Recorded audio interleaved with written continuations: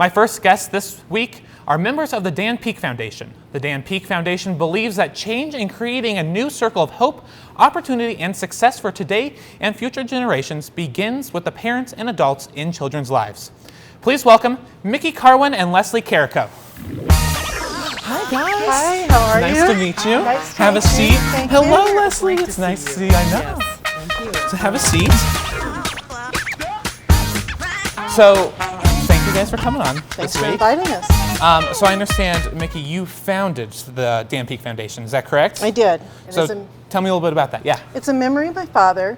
My father was disabled at a young age as a child. He had a head injury, lived in remote Kentucky where there was no services.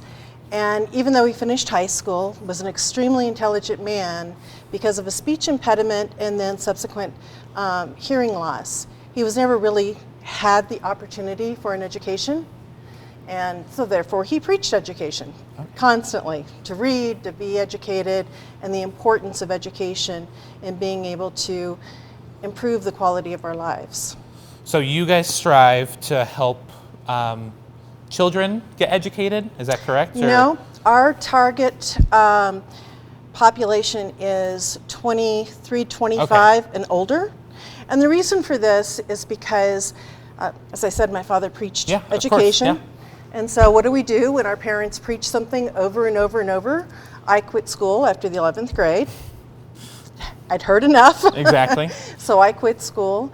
And it wasn't until I was married and pregnant with my second child that it kind of dawned on me, and I thought, oh, yeah, I may have a problem here because I expect my children to finish school. Yeah. And even though I owned my own business, it's not like I needed it for to make a living.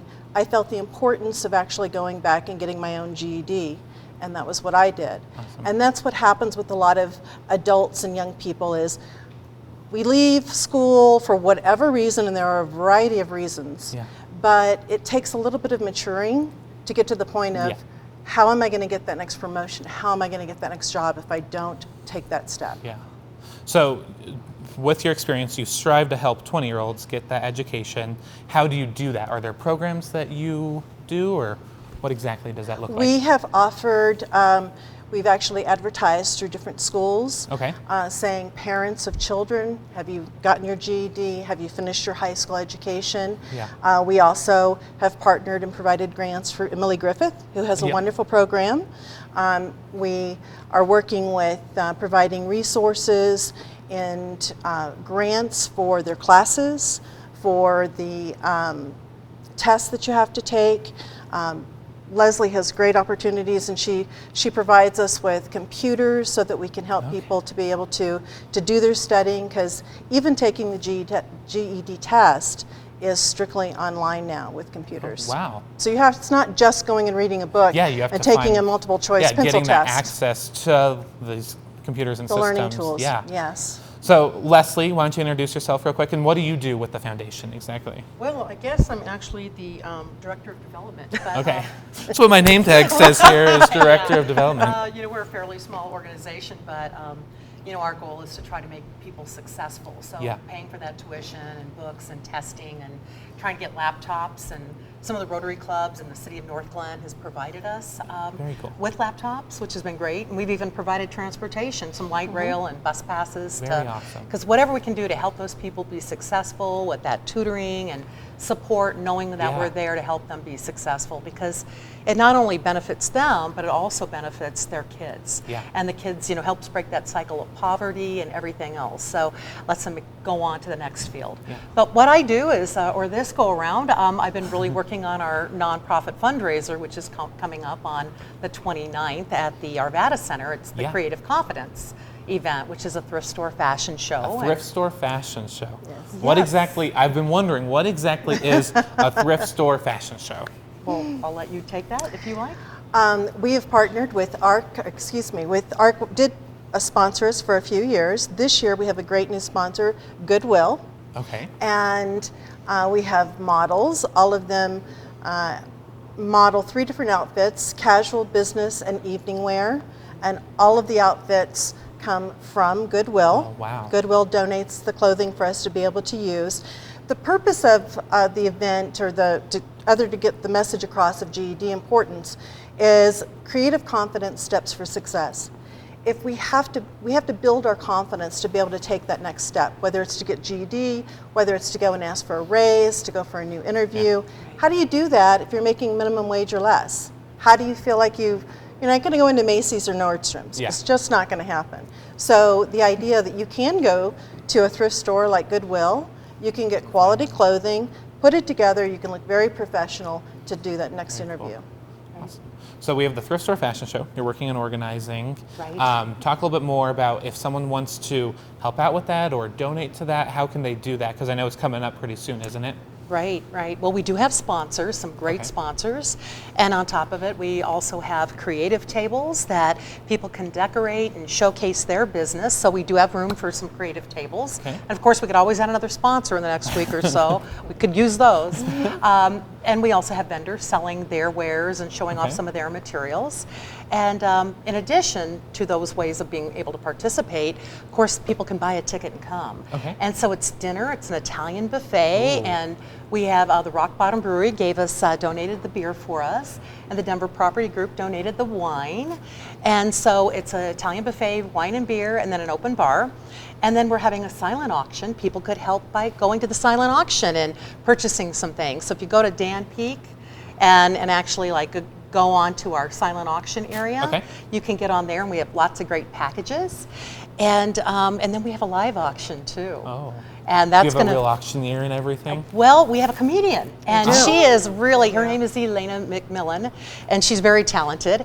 She's not only a great comedian, but she's a hypnotherapist, and she's a photographer too. So she's a woman of many traits and many skills, and she's lots of fun.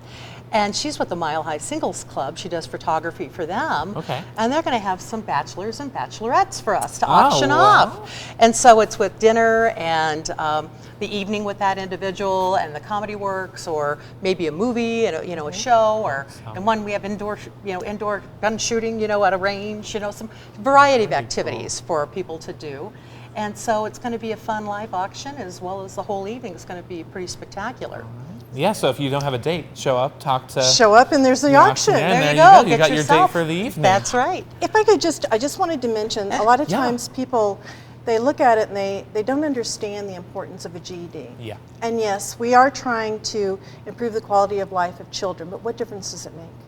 And what they don't understand is once you're an adult, you can't get a job at McDonald's or the dollar store, a very simple retail store, without having a high school education or a GED. And now, as of 2015, the state of Colorado also has what's called a high school equivalency certificate, which is a test similar to the GED, but it's not as taxing, it's not as hard to take. And they've made that choice to offer that opportunity.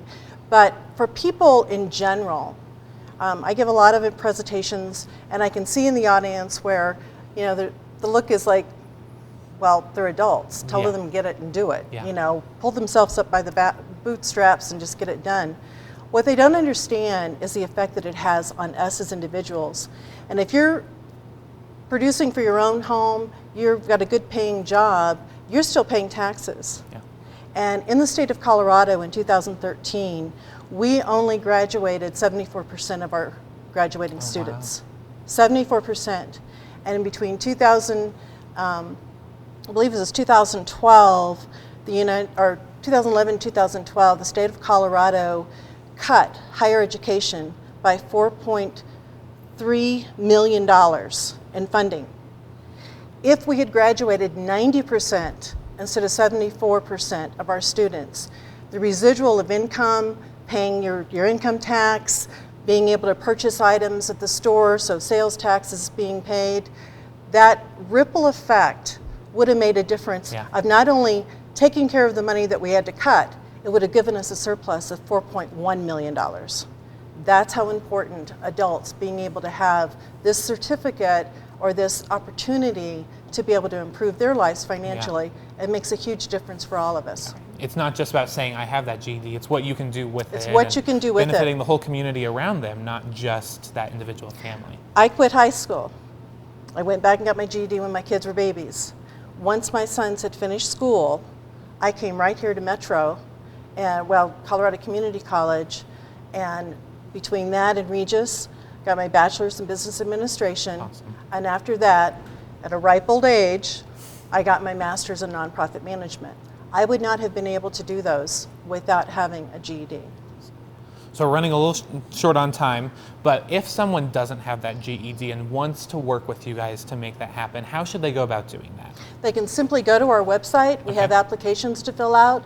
Gives us some very basic information. We will contact them. We will try to direct them to whatever is the best resource for them, and then we will also help them with the funding to be able to take those tests and get those classes done. Awesome. And is this just limited to just Colorado at this time? Or? At this point, it's Colorado and citizens of or people that have lived in the state for 2 years. Okay, very awesome. Well, thank you guys so much. You're doing incredible work. Thank you.